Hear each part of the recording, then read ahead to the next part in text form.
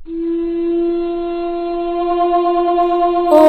श्री गणेशाय नमः। दोस्तों, गुप्त नवरात्रि के 8वें दिन यानी आज माँ बगलामुखी की पूजा की जाती है। माँ बगलामुखी को पीताम्बरा और ब्रह्मास्त्र भी कहा जाता है। माँ बगलामुखी के मुख से पीली आभा निकलती रहती है। यह माता साधक की सभी आध्यात्मिक और भौतिक इच्छाएं पल में पूरी कर देती है। माँ बगलामुखी 10 महाविद्याओं में 8वें स्थान पर पूजी जाती है। पौराणिक कथाओं के अनुसार माता बगलामुखी का प्रकट स्थल गुजरात का सौराष्ट्र को माना जाता है। शास्त्रों में बताया गया है कि सौराष्ट्र में आए तूफान को शांत करने के लिए भगवान विष्णु ने माँ बगलामुखी की तपस्या की थी। भगवान विष्णु के द्वारा की गई तपस्या के फलस्वरूप माँ बगलामुखी प्रकट हुई थी। महाविद्या की पूजा रात्रि काल में करना अत्यंत लाभदायक होता है। माँ बगलामुखी को पीला रंग बहुत प्रिय है, इसीलिए माँ की पूजा करते समय भक्तों को विशेष रूप से पीले रंग के वस्त्र धारण करनी चाहिए। मान्यता के अनुसार माँ बगलामुखी अपने भक्तों के मन से भय को दूर कर शत्रुओं पर विजय दिलाती है। साथ ही मुकदमे में जीत हासिल करने के लिए माँ बगलामुखी की उपासना अचूक मानी जाती है। और यही नहीं, माँ बगलामुखी बुरी शक्तियों का नाश करने वाली कही जाती है। माँ बगलामुखी की पूजा करने से भक्त भयंकर रोगों पर विजय प्राप्त करता है। माँ बगलामुखी की कृपा से भक्त की सभी प्रकार की समस्याएं और बाधाएं नष्ट हो जाती है। जीवन आनंद और सुखमय बनता है। दरिद्रता नाश के लिए माँ बगलामुखी की उपासना की जाती है। माँ बगलामुखी की पूजा करने से पहले स्नान कर पीले रंग के वस्त्र धारण करें। साथ ही पूजा के दौरान पीले रंग के आसन पर बैठे माँ बगलामुखी के तस्वीर को या मूर्ति को पीले रंग के कपड़े के ऊपर रखें।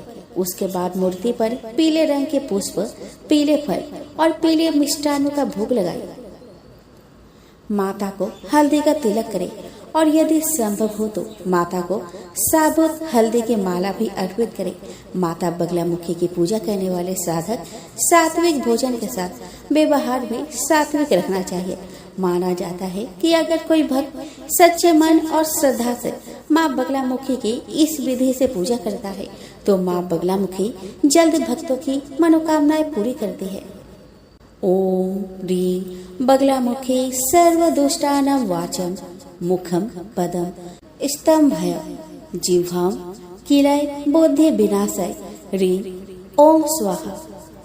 इस मंत्र का जाप कम से कम 108 बार करने से माना जाता है कि माँ बगलामुखी प्रसन्न होती है और अपने भक्तों को सभी दुख और बाधाओं से मुक्त करती है। दोस्तों, माँ बगलामुखी नव यौवना है और पीले रंग की साड़ी धारण करती है। सोने के सिंहासन पर विराजती है। 3 नेत्र और 4 हाथ है। सिर पर सोने का मुकुट है। स्वर्ण आभूषणों से अलंकृत है। शरीर पतला और सुंदर है। रंग गोरा और स्वर्ण जैसे कांति है। सुमुखी है। मुखमंडल अत्यंत सुंदर है, जिस पर मुस्कान छाई रहती है जो मन को मोह लेती है। आइए दोस्तों, अब हम श्रवण करें माँ बगलामुखी की पौराणिक कथा। दोस्तों, एक बार सतयुग में महाविनाश उत्पन्न करने वाला ब्रह्मांडीय तूफान उत्पन्न हुआ, जिससे संपूर्ण विश्व नष्ट होने लगा। इससे चारों ओर हाहाकार मच गया। संसार की रक्षा करना असंभव हो गया। यह तूफान सब कुछ नष्ट भ्रष्ट करता हुआ आगे बढ़ता जा रहा था, जिसे देखकर भगवान विष्णु जी चिंतित हो गए। इस समस्या का कोई हल ना पाकर वह भगवान शिव को स्मरण करने लगे। तब भगवान शिव ने कहा कि सत्य के रूप के अतिरिक्त अन्य कोई इस विनाश को रोक नहीं सकता, अतः आप उनके शरण में जाएं। तब भगवान विष्णु ने हरिद्रा सरोवर के निकट पहुंचकर कठोर तप किया। भगवान विष्णु के तप से देवी शक्ति प्रसन्न हुई और उनकी साधना से महात्रिपुर सुंदरी प्रसन्न हुई। सौराष्ट्र देश के हरिद्रा झील में जल क्रीड़ा करती महापीताम्बरा स्वरूप देवी के हृदय से दिव्य तेज उत्पन्न हुआ। इस तेज से ब्रह्मांडीय तूफान थम गया।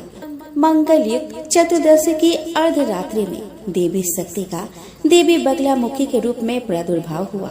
त्रिलोक्य स्तंभिनी महाविद्या भगवती बगलामुखी ने प्रसन्न होकर भगवान विष्णु जी को इच्छित वर दिया और तब सृष्टि का विनाश रोक सका। देवी बगलामुखी को वीर रति भी कहा जाता है, क्योंकि देवी स्वयं ब्रह्मास्त्र रूपिणी है। इनके शिव को महारुद्र कहा जाता है, इसीलिए देवी सिद्ध विद्या है। तांत्रिक इन्हें स्तंभन की देवी मानते हैं। गृहस्थों के लिए देवी समस्त प्रकार के संशयों का शमन करने वाली है।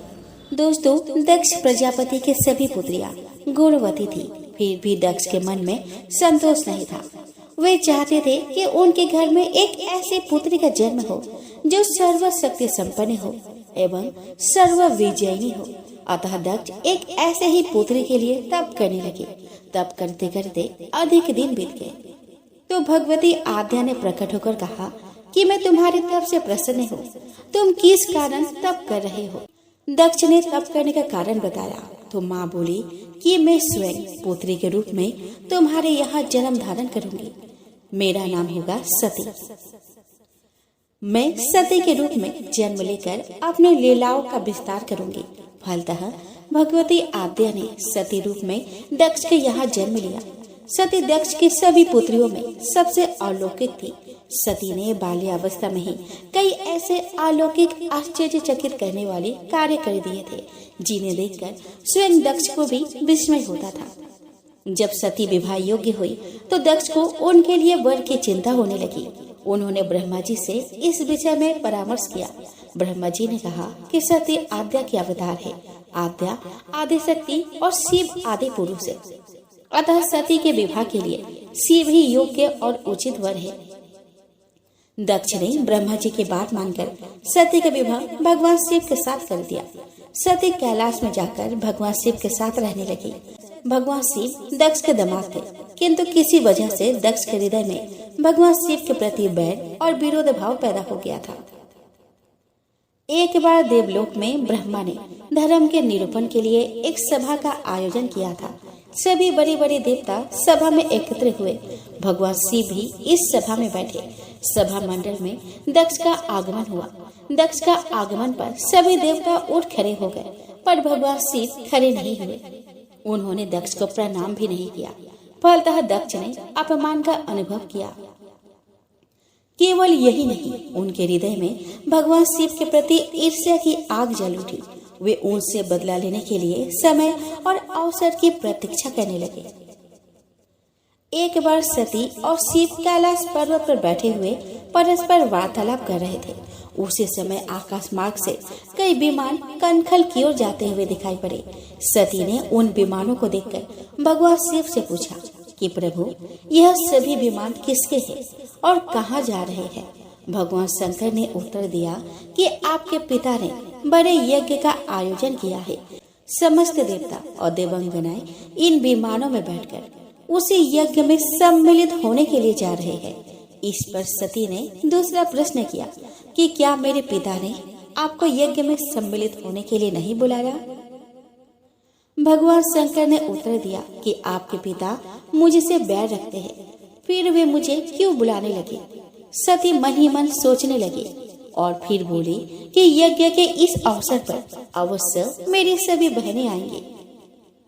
उनसे मिले हुए बहुत दिन हो गए। यदि आपकी अनुमति हो तो मैं भी अपने पिता के घर जाना चाहती हूँ।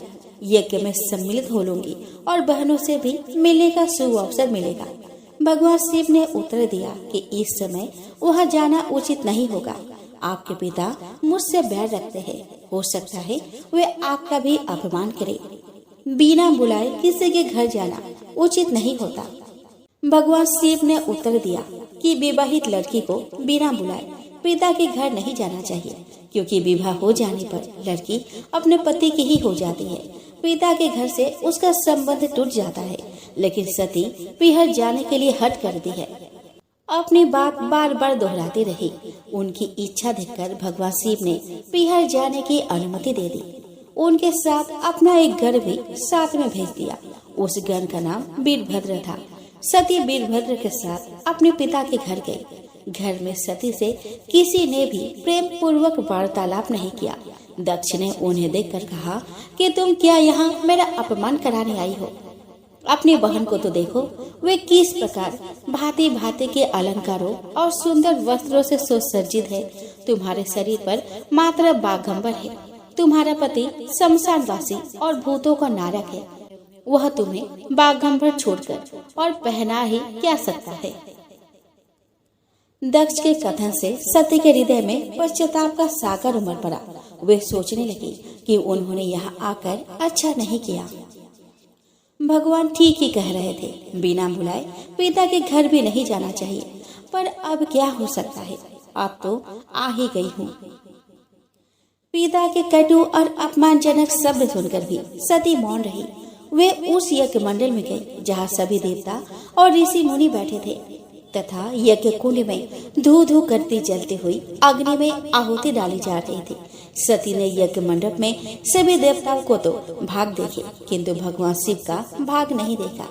वे भगवान शिव का भाग न देखकर अपने पिता से बोली कि पितृश्रेष्ठ, यज्ञ में तो सबके भाग दिखाई पड़ रहे हैं, किंतु कैलाशपति का भाग नहीं है।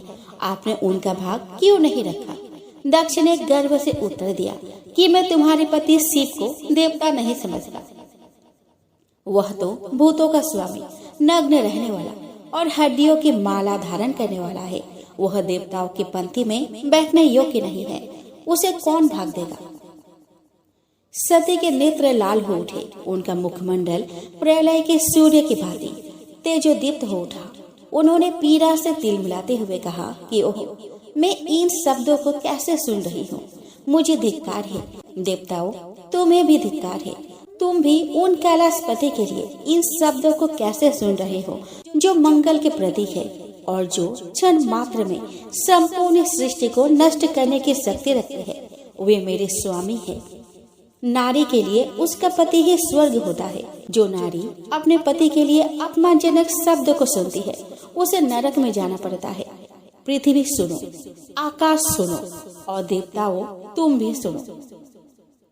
मेरे पिता ने मेरे स्वामी का अपमान किया है। मैं अब एक क्षण भी जीवित रहना नहीं चाहती। सती अपने कथन को समाप्त करती हुई यज्ञ के कुंड में कूद पड़ी। जलती हुई आहुतियों के साथ उनका शरीर भी जलने लगा। यज्ञ मंडप में खलबली पैदा हो गई। हाहाकार मच गया। देवता उठ खड़े हुए। वीरभद्र क्रोध से कांप उठे। वे उछल उछल कर यज्ञ का विध्वंस करने लगे। यज्ञ मंडप में भगदड़ मच गई। देवता और ऋषि मुनि भाग खड़े हुए। वीरभद्र ने देखते ही देखते दक्ष का मस्तक काट कर फेंक दिया। समाचार भगवान शिव के कानों में भी पड़ा। वे प्रचंड आंधी की भांति कनखल जा पहुँचे। सती के जले हुए शरीर को देखकर भगवान शिव ने अपने आप को भूल गए। सती के प्रेम और उनकी भक्ति ने शंकर के मन को व्याकुल कर दिया। उन शंकर के मन को व्याकुल कर दिया जिन्होंने काम पर भी विजय प्राप्त की थी और जो सारी सृष्टि को नष्ट करने की क्षमता रखते थे। वे सती के प्रेम में खो गए और बेसुध हो गए। भगवान शिव ने उन्मत्त के भांति सती के जले हुए शरीर को कंधे पर रख लिया। वे सभी दिशाओं में भ्रमण करने लगे। शिव और सती के इस अलौकिक प्रेम को देखकर पृथ्वी रुक गई, हवा रुक गई, जल का प्रवाह ठहर गया और रुक गई देवताओं की सांसें। सृष्टि व्याकुल हो उठी। सृष्टि के प्राणी पुकारने लगे, त्राहि माम त्राहि माम। भयानक संकट उपस्थित देखकर सृष्टि के पालक भगवान विष्णु आगे बढ़े। वे भगवान शिव की बेसुधी में अपने चक्र से सती के एक एक अंग को काट काट कर गिराने लगे। धरती पर 51 स्थानों में सती के अंग कट कट कर गिरे। जब सती के सारे अंग कट कर गिर गए तो भगवान शिव पुनः अपने आप में आए। जब वे अपने आप में आए तो पुनः सृष्टि के सारे कार्य चलने लगे। धरती पर जिन 51 स्थानों में सती के अंग कट कट कर गिरे थे, वही स्थान आज शक्तिपीठ माने जाते हैं। आज भी उन स्थानों में सती का पूजन होता है, उपासना होती है। धन्य था शिव और सती का प्रेम। शिव और सती के प्रेम ने उन्हें अमर और वंदनीय बना दिया। बिहार का जिला गोपालगंज, जो नेपाल से निकलने वाली नारायणी नदी के किनारे पूर्वी उत्तर प्रदेश की सीमा पर है। गोपालगंज और सीवान राष्ट्रीय राजमार्ग 531 के किनारे थावे ब्लॉक है। यहाँ शक्तिपीठ माँ थावे वाली भवानी का मंदिर है। माँ जगत जननी जगदम्बा का दर्शन करने के लिए देश भर से लाखों लोग यहाँ आते हैं। कहा जाता है कि पूरे देश में माँ दुर्गा के 52 शक्तिपीठ है। इसमें से एक है माँ थावे वाली भवानी का मंदिर। तो आइए दोस्तों, आज मासिक दुर्गाष्टमी के पावन दिन पर हम श्रवण करें माँ थावे वाली की कथा। इस शक्तिपीठ की कहानी यह है कि माँ दुर्गा भवानी अपने एक अनन्य भक्त के आग्रह पर असम के कामरूप कामाख्या से यहाँ पहुँची थी। माँ दुर्गा के इस सिद्ध पीठ को सिंहासनी या रासु भवानी के नाम से भी जाना जाता है। मंदिर 3 तरफ से घने जंगल से घिरा हुआ है। दोस्तों, 12वीं सदी में यहाँ चेरो वंश का शासक था। चेरो वंश के राजा मनन सिंह खुद को माँ दुर्गा का बहुत बड़ा भक्त मानता था। वही थावे के जंगल में माँ कामाख्या के साधक भक्त रहसु रहते थे। हुआ यूं कि राजा मनन सिंह के राज्य में अचानक भयंकर अकाल की स्थिति पैदा हो गई। लोग भूखमरी के शिकार होकर मरने लगे। इस दौरान भक्त रहसु लोगों की जान बचाने के लिए माँ की आराधना से जंगल में बाघ को सांप से बांधकर कतरा यानी कि एक प्रकार की घास की दौड़ने कराने लगे। उसमें से चावल निकलने लगा। वहाँ के लोगों को जीवन के लिए जरूरी खाद्यान्न मिलने लगा। धीरे धीरे यह बात पूरे राज्य में फैल गई और इसकी जानकारी राजा मनन सिंह को भी हो गई, लेकिन राजा को विश्वास नहीं हुआ। राजा को उनके मंत्रियों ने खुद चलकर देखने को कहा। राजा उत्सुकता के साथ बाघ की दौड़ने को देखने के लिए माँ के भक्त रहसु के पास पहुँचे। वहाँ राजा यह दृश्य देख अचंभित हो उठे। भक्त रहसु को राजा ने पाखंडी और तंत्र से भ्रमित करने वाला समझा और पूछा कि तुम यह सब कैसे कर पा रहे हो। भक्त रहसु ने बताया कि शक्ति स्वरूपा माँ कामाख्या वाले की कृपा है। तब राजा ने भक्त से अपनी माँ को यहाँ बुलाने के लिए कहा। इस पर रहसु ने राजा से कहा कि अगर माता यहाँ आई तो वह राज्य का नाश कर देंगी, लेकिन राजा नहीं माना और जिद पर अड़ गया। राजा ने भक्त रहसु को फांसी देने की धमकी दी। भक्त रहसु के प्राण संकट में आ गए। मजबूरी में उन्होंने देवी भगवती का आह्वान किया। तो भक्त के आह्वान पर देवी माँ कामाख्या से चलकर कोलकाता के काली घाट पहुँची। फिर पटना और सारण के आमिर से होते हुए गोपालगंज के थावे पहुँची। थावे मंदिर से थोड़ी दूरी पर जब माँ घोड़ा घाट पहुँची तो रहसु ने राजा से फिर एक बार आग्रह किया कि अब भी वक्त है, आप मान जाइए। राजा अपने जिद पर अड़ा रहा। तब माँ ने भक्त रहसु के सिर को फाड़कर कंगन वाला दाहिना हाथ दिखाया। इतने में राजा की मौत हो गई। सभी इमारतें ढह गई और इसके बाद से ही चेरो वंश का पतन हो गया। दोस्तों, इस घटना के 150 वर्ष बाद हथुआ राज और बरहरिया के बीच लड़ाई हुई। थावे जंगल से हथुआ के राजा ने लड़ाई में घेराबंदी की। उसी दौरान हथुआ के तत्कालीन राजा को स्वप्न में माँ ने यहाँ अपनी मौजूदगी का संकेत दिया। उसके बाद उस स्थल को खोदा गया तो माँ काली का प्रतिमा मिली। दोस्तों, यहाँ पर माँ सिंह पर सवार होकर आई थी, इसीलिए यहाँ माँ की सिंहासन स्वरूप की पूजा होती है। दोस्तों, एक पौराणिक कथा के अनुसार माँ पार्वती ने भगवान शिव को पाने के लिए कड़ी मेहनत की थी। उनकी तपस्या से माँ पार्वती का रंग काला पड़ गया था। एक बार की बात है, हंसी मजाक में शिव जी ने पार्वती को चिढ़ा दिया और काली कहकर बुला लिया।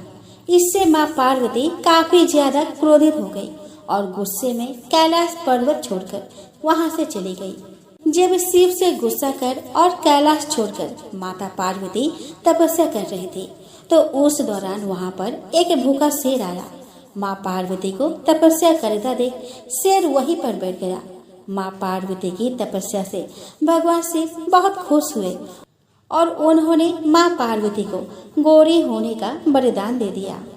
आगे जब माता तालाब में स्नान करने गई तो उनका रंग फिर से गोरा हो गया और उस दौरान तालाब से सांवले रंग की एक देवी प्रकट हुई। उन्हें माँ कौशिकी का नाम दिया गया और माता पार्वती को ही तब से माँ गौरी के नाम से जाना जाने लगा। स्नान करने के बाद जब माँ गौरी वापस लौट रही थी तो वही शेर वहीं पर बैठा मिला। माँ भी शेर से काफी खुश हुई और उन्होंने उस शेर को अपनी सवारी बना लिया। दोस्तों, एक समय महिषासुर नामक एक भयंकर राक्षस ने चारों ओर हाहाकार मचा दिया। वह जहाँ तहाँ मौत का नाच नचाता और उसके गण ऋषियों के यज्ञों में विघ्न उत्पन्न करते थे। महिषासुर को वरदान प्राप्त था कि कोई भी देव, पशु या नर उसका वध नहीं कर सकता। इसीलिए स्वयं त्रिदेव भी उसको मारने में असमर्थ थे। निरंकुश दैत्यराज महिषासुर ने अपने वरदान को कवच के रूप में प्रयोग करते हुए देवलोक में भी अपना आधिपत्य जमा लिया और देवों को वहां से निकाल फेंका। देवताओं के यज्ञ भाग को भी उसने अपने वश में कर लिया। दैत्यराज से परेशान होने के बाद सभी देवता त्रिदेवों के पास गए और उनकी स्तुति करने लगे। सभी देवताओं के मुख पर चिंता का कारण त्रिदेव पहले से ही जानते थे। यह सब हाल जानकर भगवान शिव मुस्कुराए और बोले कि हे नारायण, अब देवी आदि शक्ति के प्रादुर्भाव का समय हो गया है। अब समय है कि हम सभी अपने तेज से इस जग की रक्षिका देवी दुर्गा का आह्वान करें। यह सुनकर स्वयं ब्रह्मदेव और नारायण ने भी हामी भरी। इसके बाद स्वयं भगवान शिव, भगवान विष्णु और ब्रह्मदेव के शरीर से तेज उत्पन्न हुआ और वह एक जगह आकर मिल गया। इसके बाद वह जितने भी देवता उपस्थित थे सभी के शरीर से महातेज उत्पन्न हुआ और सभी त्रिदेवों के उस परम तेज में आ मिले। उस दिव्य तेज ने एक सुंदर स्त्री का स्वरूप ले लिया।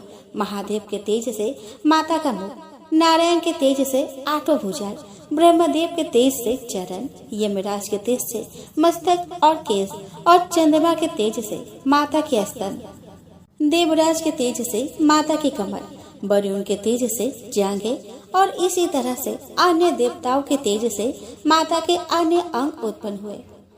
महादेव ने अपने त्रिशूल से शूल, नारायण ने अपने चक्र से एक दिव्य चक्र, ब्रह्मदेव ने एक दिव्य कमंडल, देवराज इंद्र ने एक दिव्य और शक्तिशाली वज्र, सागर ने सुंदर रत्नों से सजे आभूषण, कभी मैले न होने वाले वस्त्र और मुकुट दिए। वरुण देव ने शंख, हिमालय ने माता को सवारी के रूप में सिंह दिए और इसी प्रकार देव शिल्पी विश्वकर्मा ने माता को दिव्य अस्त्र और शस्त्र निर्माण कर दिए।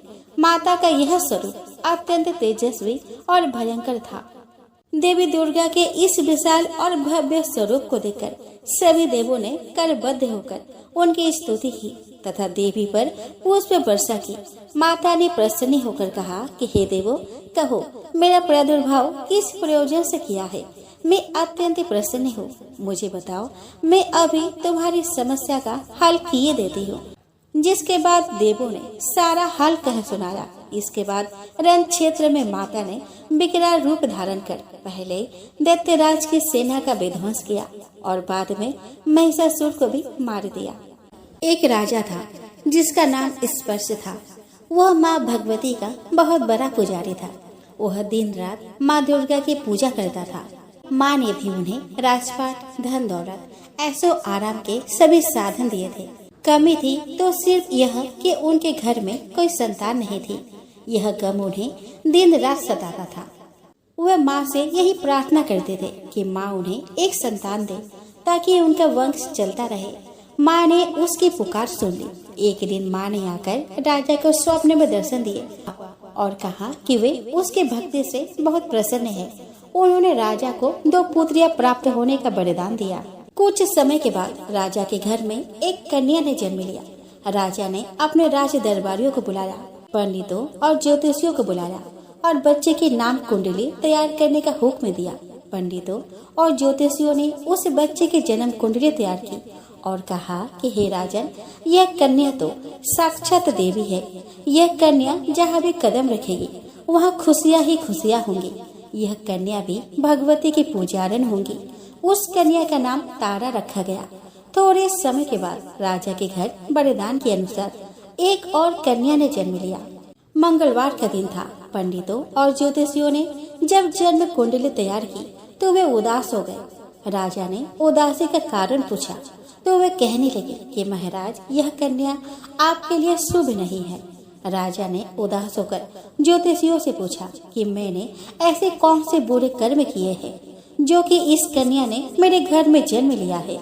उस समय ज्योतिषियों ने अपने ज्योतिष लगाकर बताया, और कहने लगे कि वे दोनों कन्याएं जिन्होंने आपके घर में जन्म लिया है पिछले जन्म में राजा इंद्र की अप्सराएं थी।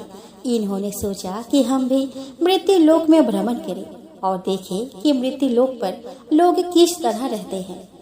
दोनों ने मृत्यु लोक पर एकादशी का व्रत रखा। बड़ी बहन का नाम तारा था और छोटी बहन का नाम रुकमन था। बड़ी बहन तारा ने अपनी छोटी बहन से कहा कि रुकमन, आज एकादशी का व्रत है, हम लोग आज भोजन नहीं खाएंगे, तुम बाजार जाकर फल लेकर आओ। रुकमन बाजार फल लेने गई। वहाँ उसने मछली के पकोड़े बनते देखे। उसने अपने पैसों के तो पकोड़े खा लिए तथा तारा के लिए फल लेकर वापस आ गई। फल उसने तारा को दे दी। तारा ने पूछा कि तू अपने लिए फल क्यों नहीं लाई? तो रुकमन ने बताया कि उसने मछली के पकोड़े खा लिए हैं।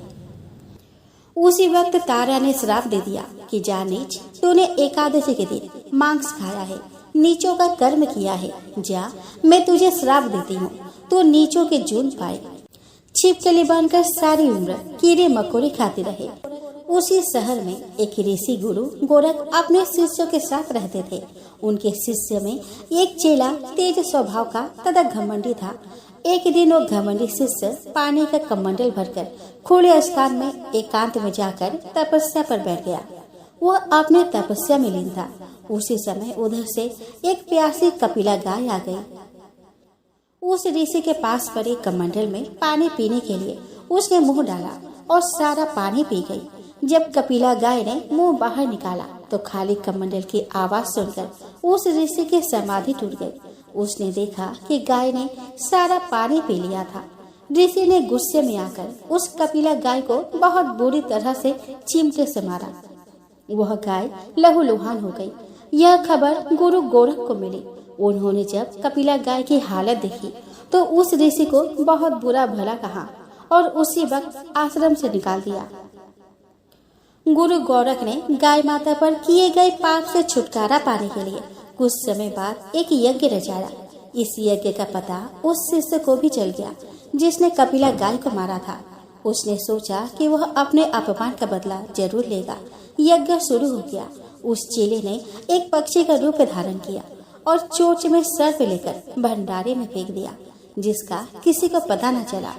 एक छिपकली जो पिछले जन्म में तारा देवी की छोटी बहन थी तथा बहन के श्राप को स्वीकार कर छिपकली बनी थी, सर्प का भंडारे में गिरना देख रही थी।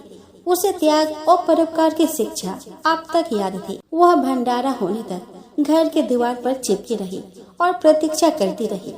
कई लोगों के प्राण बचाने हेतु उसने अपना प्राण न्यौछावर कर लेने का मन ही मन निश्चय किया। अब खीर भंडारे में दी जाने वाली थी। बांटने वालों की आंखों के सामने वह छिपकली दीवार से कूदकर कढ़ाई में जा गिरी। नादान लोग छिपकली को बुरा भला कहते हुए खीर की कढ़ाई को खाली करने लगे। उन्होंने उसमें मरे हुए सांप को देखा। तब सबको मालूम हुआ कि छिपकली ने अपना प्राण देकर उन सब के प्राणों की रक्षा की है। उपस्थित सभी सज्जनों और देवताओं ने उस छिपकली के लिए प्रार्थना की कि उसे सब योनियों में उत्तम मनुष्य जन्म प्राप्त हो तथा अंत में वह मोक्ष को प्राप्त करे। तीसरे जन्म में वह छिपकली राजा स्पर्श के घर कन्या के रूप में जन्मी।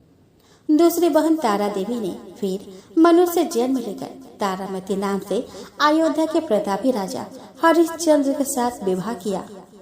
राजा स्पर्श ने ज्योतिषियों से कन्या की कुंडली बनवाई। ज्योतिषियों ने राजा को बताया कि कन्या आपके लिए हानिकारक सिद्ध होगी, शकुन ठीक नहीं है, अतः आप इसे मरवा दीजिए।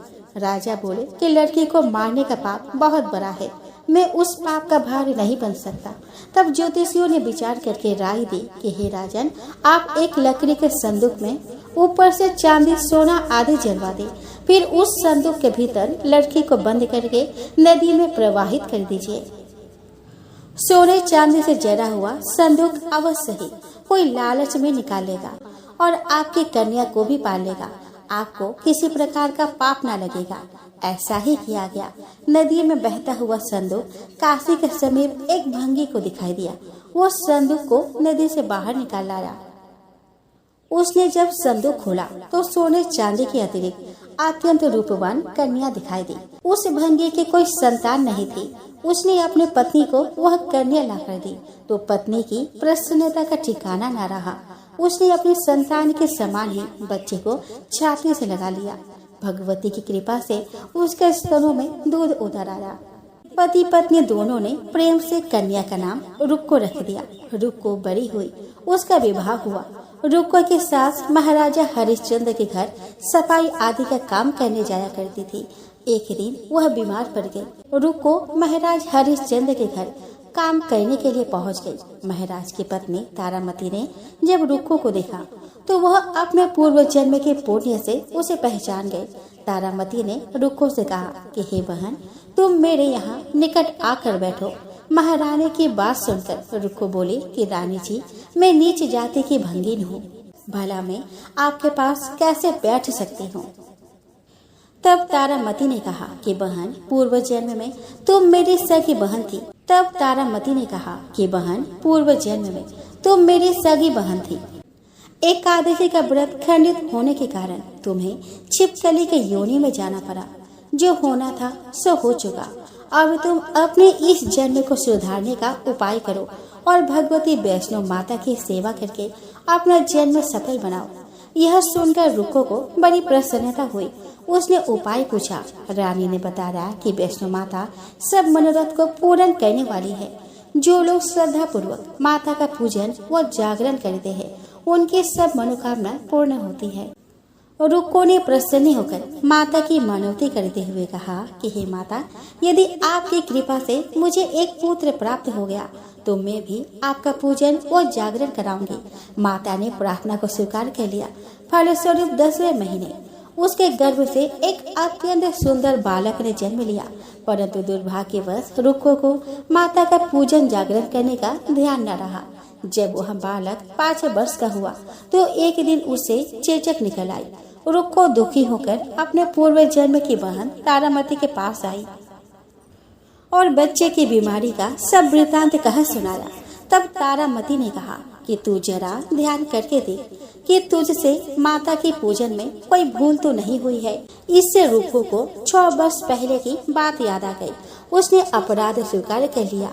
उसने फिर मन में निश्चय किया कि बच्चे को आराम आने पर जागरण अवश्य कराएगी। भगवती की कृपा से बच्चा दूसरे दिन ही ठीक हो गया। तब रुक्को ने देवी के मंदिर में ही जाकर पंडित से कहा कि मुझे अपने घर माता का जागरण करना है, अतः आप मंगलवार को मेरे घर पधार कर कृतार्थ करें। पंडित जी बोले कि अरे रुक्को, तू यही 5 रुपये दे जा, हम तेरे नाम से मंदिर में ही जागरण करवा देंगे। तू नीच जाति की स्त्री है, इसीलिए हम तेरे घर जाकर देवी का जागरण नहीं कर सकते। रुक्को ने कहा कि हे पंडित जी, माता के दरबार में तो ऊंच नीच का कोई विचार नहीं होता। वे तो सब भक्तों पर समान रूप से कृपा करती है, अतः आपको कोई ऐतराज नहीं होना चाहिए। इस पर पंडित ने आपस में विचार करके कहा कि यदि महारानी तुम्हारे जागरण में पधारे तब तो हम भी स्वीकार कर लेंगे। यह सुनकर रुक्को महारानी के पास गई और सब वृतांत कह सुनाया। तारामती ने जागरण में सम्मिलित होने का सहर्ष स्वीकार कर लिया। जिस समय रुक्को पंडितों से यह कहने के लिए गई कि महारानी जी जागरण में आवेंगी, उस समय सेनाई वहाँ था। उसने सब सुन लिया और महाराज हरिश्चंद्र को जाकर सूचना दी। राजा को सेनाई के बात पर विश्वास नहीं हुआ। महारानी भंगियों के घर जागरण में नहीं जा सकती। फिर भी परीक्षा लेने के लिए उसने रात को अपने अंगुली पर थोड़ा सा चीरा लगा लिया, जिससे नींद न आए। रानी तारामती ने जब देखा कि जागरण का समय हो रहा है परंतु महाराज को नींद नहीं आ रही, तो उसने माता वैष्णव देवी से मन ही मन प्रार्थना की कि हे माता, आप किसी उपाय से राजा को सुला दे ताकि मैं जागरण में सम्मिलित हो सकूं। राजा को नींद आ गई। तारामती रोशनदान से रस्सा बांधकर महल से उतरी और रुक्को के घर जा पहुंची। उस समय जल्दी के कारण रानी के हाथ से रेशमी रुमाल एवं कंगन रास्ते में ही गिर पड़ा। उधर थोड़ी देर बाद राजा हरिश्चंद्र की नींद खुल गई। वह भी रानी का पता लगाने निकल पड़ा। उसने मार्ग में कंगन और रुमाल देखा। राजा ने दोनों चीजें रास्ते में उठाकर अपने पास रख ली और जहाँ जागरण हो रहा था वहाँ जा पहुँचा। वहाँ एक कोने में चुपचाप बैठकर दृश्य देखने लगा। जब जागरण समाप्त हुआ तो सबने माता की अरदास की। उसके बाद प्रसाद बांटा गया। रानी तारामती को जब प्रसाद मिला तो उसने झोली में रख लिया। यह देख लोगों ने पूछा कि आपने प्रसाद क्यों नहीं खाया? यदि आप ना खाएंगी तो कोई भी प्रसाद नहीं खाएगा। रानी बोली कि तुमने प्रसाद दिया वह मैंने महाराज के लिए रख लिया, अब मुझे मेरा प्रसाद दे दे। आपकी बार प्रसाद लेकर तारा ने खा लिया। इसके बाद सब भक्तों ने माँ का प्रसाद खाया। इस प्रकार जागरण समाप्त करके प्रसाद खाने के पश्चात रानी तारामती महल की तरफ चली। तब राजा ने आगे बढ़कर रास्ता रोक लिया और कहा कि तूने नीचों के घर का प्रसाद खा अपना धर्म भ्रष्ट कर लिया है। अब मैं तुझे अपने घर कैसे रखूं? तूने तो कुल का मर्यादा और प्रतिष्ठा का भी ध्यान नहीं रखा। जो प्रसाद तू अपने झोली में मेरे लिए लाई है उसे खिला मुझे भी, तू अपवित्र करना चाहती है। ऐसा कहते हुए जब राजा ने झोली की ओर देखा तो भगवती की कृपा से प्रसाद के स्थान पर उसमें चंपा, गुलाब, गेंदे के फूल, कच्चे चावल और सुपारियां दिखाई दी। यह चमत्कार देखकर राजा आश्चर्यचकित रह गए। राजा हरिश्चंद्र रानी तारा को साथ लेकर महल लौट आए। वही रानी ने ज्वाला मैया के शक्ति से बिना माचिस या चकमक पत्थर की सहायता से राजा को अग्नि प्रज्वलित करके दिखाई, जिसे देखकर राजा का आश्चर्य और बढ़ गया। रानी बोली कि प्रत्यक्ष दर्शन पाने के लिए बहुत बड़ा त्याग होना चाहिए। यदि आप अपने पुत्र रोहिताश्व की बलि दे सके तो आपको दुर्गा देवी की प्रत्यक्ष दर्शन हो जाएंगे।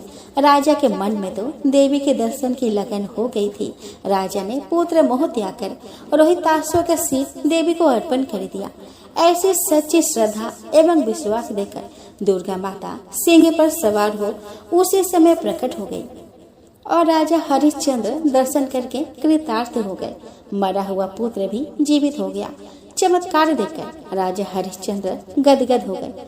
उन्होंने विधि पूर्वक माता का पूजन करके अपने अपराधों की क्षमा मांगी। इसके बाद सुखी रहने का आशीर्वाद दे माता अंतर ध्यान हो गई। राजा ने तारा रानी की भक्ति की प्रशंसा करते हुए कहा कि हे तारा, तुम्हारे आचरण से मैं अति प्रसन्न हूँ। मेरे धन्य भाग जो तुम मुझे पत्नी के रूप में प्राप्त हुई।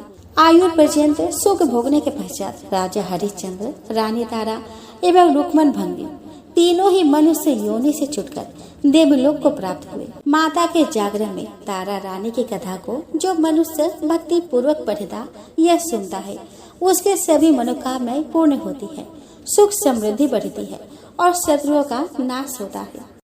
आइए दोस्तों, अब हम सब मिलके माँ महागौरी की आरती गाए।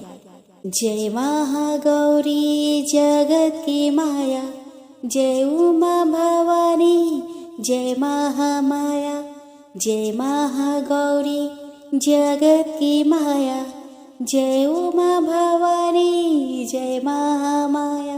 हरिद्वार कनखल के पासा, महागौरी तेरा वहाँ निवासा। चंद्र कली और ममता अम्बे, जय सकते जय जय माँ जगदम्बे। भीमा देवी विमला माता, कौशिकी देवी जग विख्याता। हिमाचल के घर गौरी रूप है तेरा, महाकाली दुर्गा है स्वरूप तेरा। सती सत हवन कुंडे में था जलाया, उसी धुएं ने रूप काली बनाया। बना धर्म सिंह जो सवारी में आया, तो शंकर ने त्रिशूल अपना दिखाया। तभी माने महागौरी नाम पाया, शरण आने वाले का संकट मिटाया। शनिवार को तेरा पूजा जो करता, माँ बिगड़ा हुआ काम उसका सुधरता। भक्ति बोलो तो सोच तुम क्या रहे हो, महागौरी माँ तेरे हरदम की जय हो। जय महागौरी जगत की माया, जय उमा भवानी जय महामाया। प्रेम से बोलो, माँ महागौरी की जय हो। आप माता दुर्गा से क्षमा याचना ऐसे करें, हे परमेश्वरी, मेरे द्वारा रात दिन बहुत से अपराध होते रहते हैं। मुझे अपना दास समझकर मेरे उन अपराधों को आप कृपा पूर्वक क्षमा करिए। परमेश्वरी, मैं आह्वान करना नहीं जानती, विसर्जन करना नहीं जानती तथा पूजा करने का ढंग भी नहीं आता। हे माँ, मुझे क्षमा करिए। देवी सुरेश्वरी, मैंने जो मंत्रहीन, क्रियाहीन और भक्तिहीन पूजन किया है वह सब आपकी कृपा से पूरे हो। सैकड़ों अपराधों करने के बाद भी जो आपके शरण में आके जगदम्बा कहकर पुकारता है उसे वह गति प्राप्त होती है जो ब्रह्म आदि देवताओं के लिए भी पाना आसान नहीं। जगदम्बिके, मैं अपराधी हूँ किंतु आपके शरण में आई हूँ।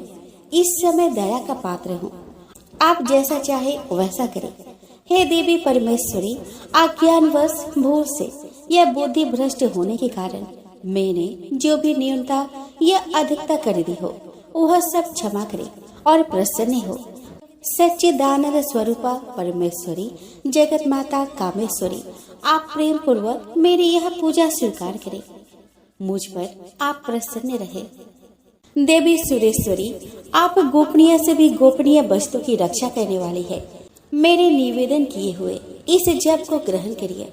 आपकी कृपा से मुझे सिद्धि प्राप्त हो। इस प्रकार क्षमा प्रार्थना मंत्र के पास से दुर्गा माता आपके जाने अनजाने में हुए सारे अपराधों को क्षमा करेंगी और उनकी कृपा सदैव आपके ऊपर बनी रहेगी।